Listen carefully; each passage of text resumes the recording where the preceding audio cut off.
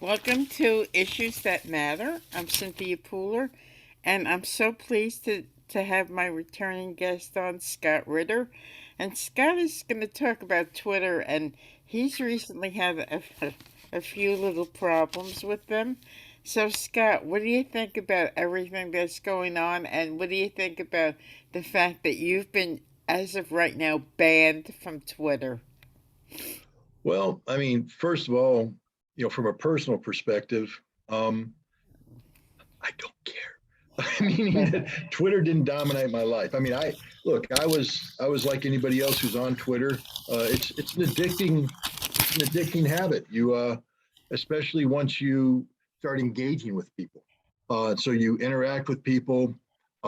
You also follow people who have their finger on the pulse of what's going around the world. So they tweet things, they link articles. So it became a very, very interesting and useful tool for acquiring in knowledge and information.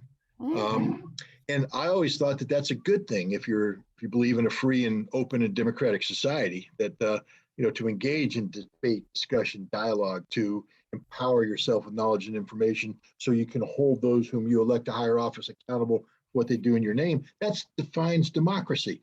Um, Unfortunately, Twitter's vision and my vision aren't one and the same. Twitter has stopped being, if it ever was, a forum for the free exchange of ideas and has instead become an extension of the US government's effort to censor and control information, to silence dissent, to you know, ban anybody who deviates from the accepted narrative. So Twitter's become the equivalent of a state actor in this way because they are directly responding to pressure being put on them by Congress. The Supreme Court of the United States has said that Congress cannot do things that will allow things to happen that otherwise would be prohibited by law. Meaning Congress can't, not only can they not pass legislation because that's prohibited by the First Amendment, but they can't pressure Twitter into banning thought, because that means Congress is achieving the same suppression that would have occurred had they passed legislation, but doing it by other means. This is why it's a big deal. Not because Scott Ritter got kicked off, but because someone like Scott Ritter can get kicked off. You can get kicked off.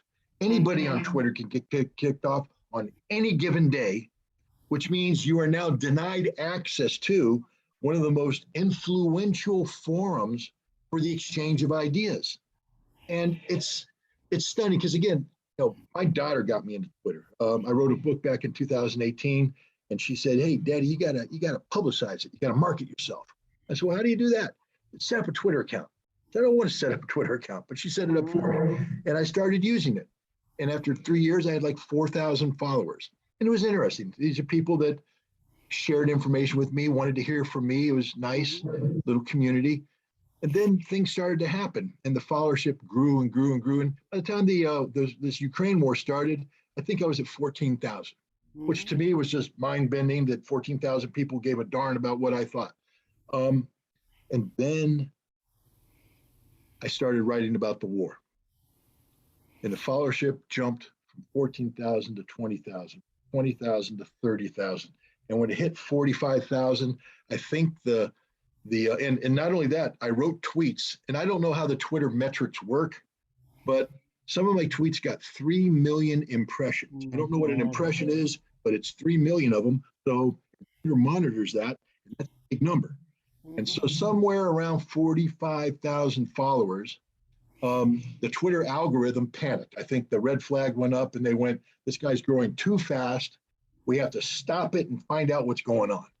And so they shut down my account, and they accused me of abuse and harassment when I wasn't abusing or harassing anybody. I was simply challenging the accepted narrative about what had happened in Bucha. Um, I believe, based upon my analysis, that the Ukrainian National Police perpetrated that crime. Twitter has decided to embrace the official narrative that the Russians did it, and anybody who dares challenge that is now banned for abuse and harassment. They appealed that. I won the appeal not because of the strength of my argument, I don't believe, but because there was some outrage when I was banned. Twitter exploded. And how do you know it exploded? Because as soon as they brought me back in, my numbers went from 40 to 60 to 80, and they were getting close to 100,000 when the Twitter algorithm alarm exploded again. And you don't jump from 40,000 to 100,000 in 3 days. And that's what had happened. And it was climbing. I was gaining 3,000 to 5,000 followers a day. Wow. And Twitter panicked and they shut me down again. This time they banned me totally from the platform because they are intolerant of counter narrative information. They're intolerant of people who are pushing that. I've been banned. Others have been banned. It's a frontal assault on free speech. Again, you don't have to be a fan of Scott Ritter. You don't have to be a fan of Cynthia Pooler. You don't have to be a fan of anybody. Be a fan of yourself and understand that if you're on Twitter, you do not have a right to free speech. And people say, but Twitter's a private company. We never have a right to speech on free company. True, until it becomes a state actor, acting in a manner which is reflective of pressure put on it by Congress. And we know that Congress is putting pressure on them. Now it's an assault on free speech. Twitter, the Supreme Court has said Twitter is a public forum. It's become the equivalent of a town hall meeting. Right. And if you can't protect free speech in a town hall meeting, where can you protect free speech? So this is a very dangerous situation. And now we have Elon Musk saying that he wants to buy Twitter and liberate the world and bring in free speech. It's sort of ironic that America needs an oligarch, a billionaire, to do what the American people and Congress should be doing. I mean, I have problems with what Elon Musk is doing, not with his intent, but the fact that a billionaire is fixing constitutional problems. That sounds an awful lot like a dictator. So I don't like it. I want Congress to fix these problems. And Congress needs to be pressured by the people who put them in Congress, meaning the voter, meaning everybody should be calling up Congress and saying, if you don't tell Twitter to stop, then you have to shut Twitter down. That Twitter cannot become a place where free speech is censored. And Congress isn't going to do that, though, because Congress is the one pressuring Twitter to do that. Okay, your First Amendment rights have been, impeded. So, Crushed. right. So if Congress is doing that to you, it's Congress that are crushing your First Amendment rights, correct? Yeah, it's Congress is to blame. Period. End of story. Wow. Wow. Welcome to modern day America. Elon Musk wants to make a public platform that is mainly trusted and broadly inclusive, and it's extremely important for civilization. What do you think of his arguments? I like his arguments, but he's not the man to be making them.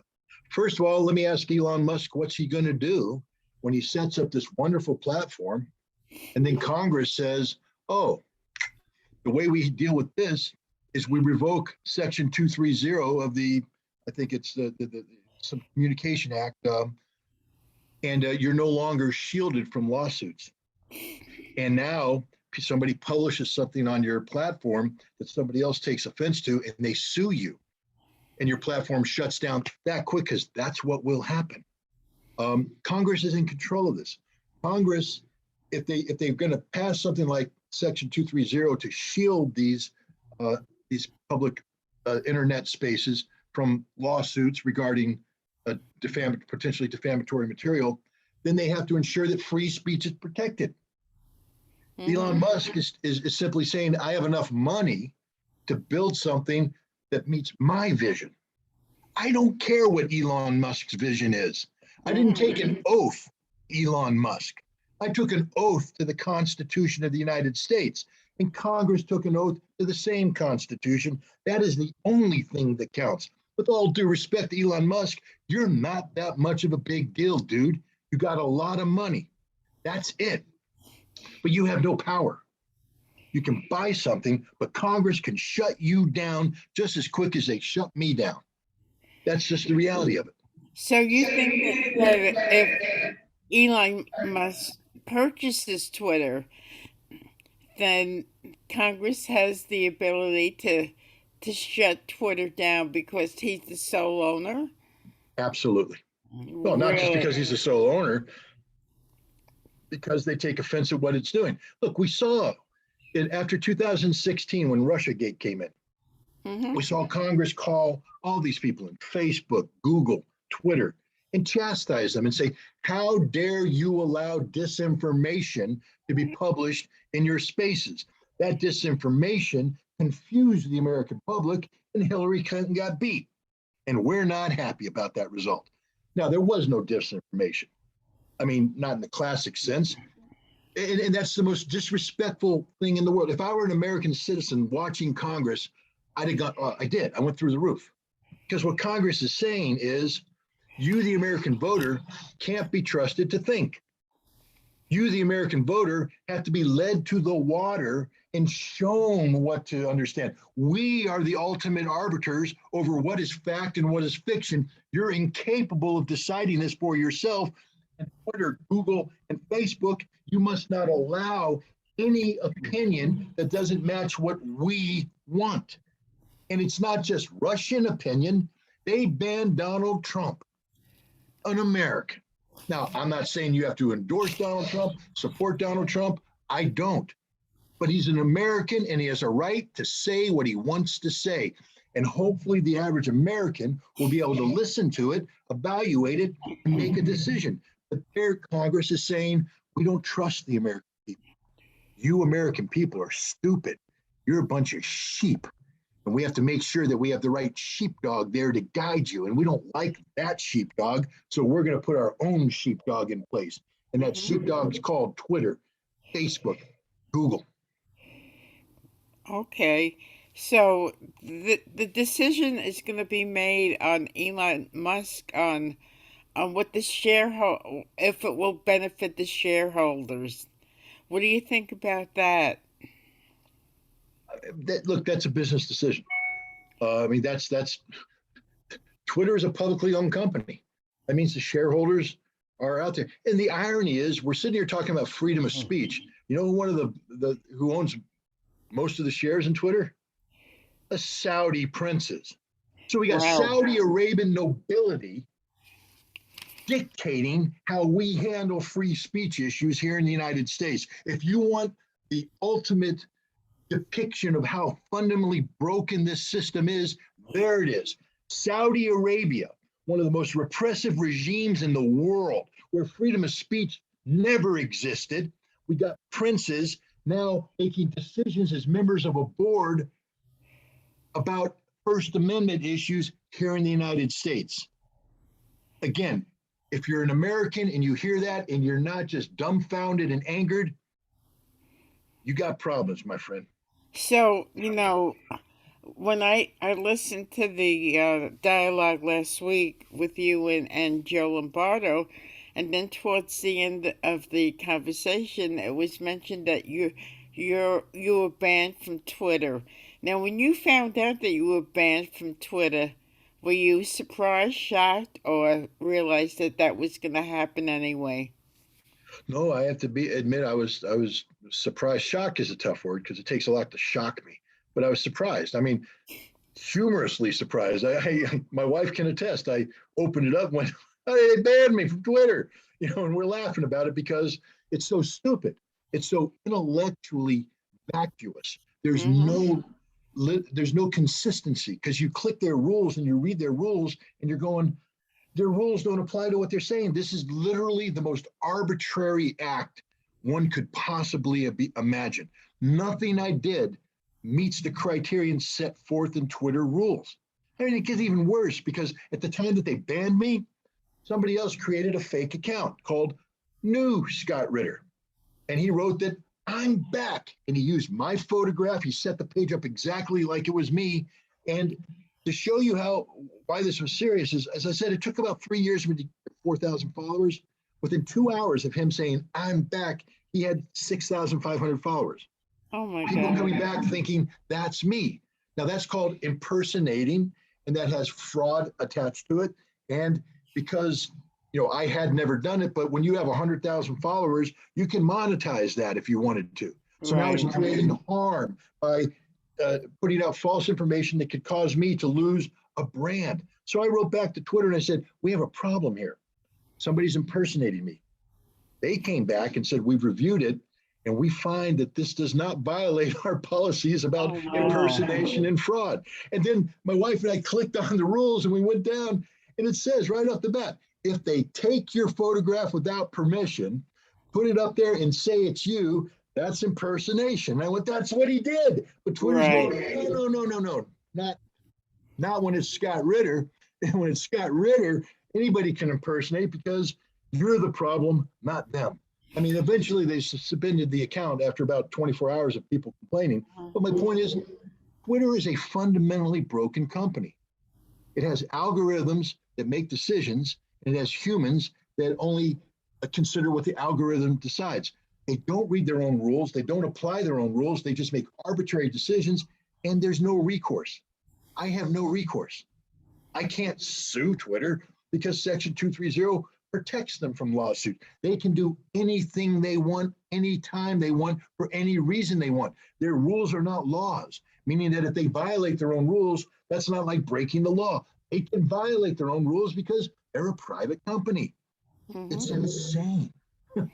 So if Musk does purchase Twitter and you're reinstated, would you be happy? No, I told you, I don't want Musk to buy Twitter and reinstate me. I want Congress to fix the problem because Musk isn't the solution. When you have a billionaire, when you have to rely upon a billionaire to protect your free speech, America's not functioning the way it's supposed to function. Because all that's going to happen is Congress is going to shut him down. Congress has to fix this problem. That's the only way it's going to be fixed, is if Congress decides that freedom of speech is as important to them as it is to me and every other American. Okay, so we're looking at a election year in November, where every member of Congress will be up for election. If somebody's concerned about this, do they contact their congressperson? Do they contact the challenger of their congressperson? How can we get to the bottom of this? Well, I mean, in a perfect world, the answer is yes, especially on a fundamental issue like freedom of speech. But the sad fact of the matter is, Cynthia, you're going to have a number of viewers on this of this. Right. Not everybody's going to feel as strongly about it as me. They're going to have mixed opinions on it. And these are people who care. These are people who care enough to watch what you're producing. Right. But out in the streets, we have people who don't care. They're living their lives wrapped in a cocoon of comfort and complacency, and they ain't going to rock the boat. They don't care that Scott Ritter got banned from Twitter because that's, in their opinion, Scott Ritter's problem, not their problem. What they Okay. don't understand is it's not Scott Ritter's problem. It's everybody's problem, because if they can ban me, they can ban you and everybody. The moment you decide that there's an issue out there that warrants your attention and you're going to speak up, and if you're speaking against the accepted narrative, they'll shut you down because you did nothing when somebody else was banned. Let me ask you this question. If there was a Twitter in 2002 and 2003, do you think the outcome of the Iraqi war would have been different? No, if there was a Twitter in 2002, I would have been banned on Twitter for telling the truth about Iraqi weapons of mass destruction. Okay. So you think it would have been the same then as it is right now? I know it would have been because America's the same country. We're a nation that doesn't care about individual issues. We only care about our individual issues. We've sequestered ourselves from everybody else, As long as I get my paycheck, I can put food on the table. I got heat in the winter, and I can drive a sports car to Lake George in the summer and go swimming or fishing. I'm happy. And Uh-huh. anything else that interferes with that is problematic. And so, Scott Ritter, you deal with your own problem with Twitter. We don't care But until they decide that they want to do something, and they're going to find out that they're banned, not from Twitter, but from speaking. They're going to be denied the ability to have a demonstration. They're going to be not denied access to the town hall because the government doesn't want to hear what you have to say that deviates from the accepted narrative. so if nothing changes, it's just going to go on as it is right now, right? 100%. And the only way it's going to change is if Congress gets a wake up call. And the only way Congress gets a wake up call is if enough voters contact somebody and say, you're unemployed come November if you don't do what we want you to do.